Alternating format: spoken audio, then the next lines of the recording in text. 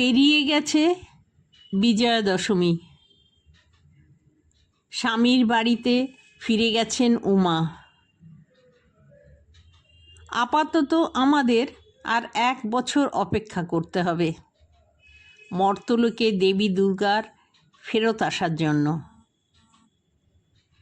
এটা একটা চিরাচরিত রীতি।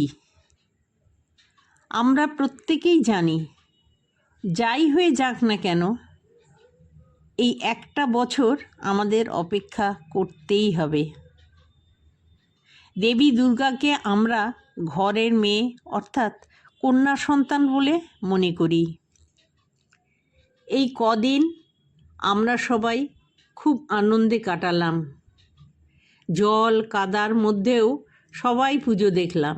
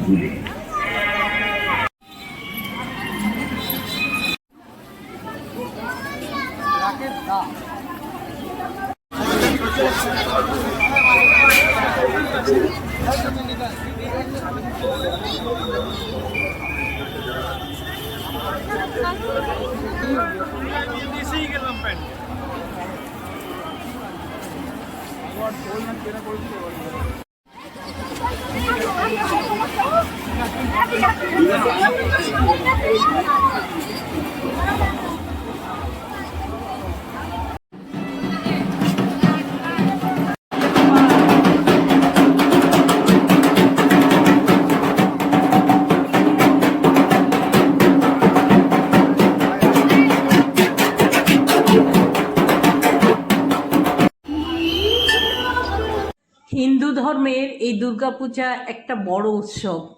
এই উৎসবে সবাই অংশগ্রহণ করে।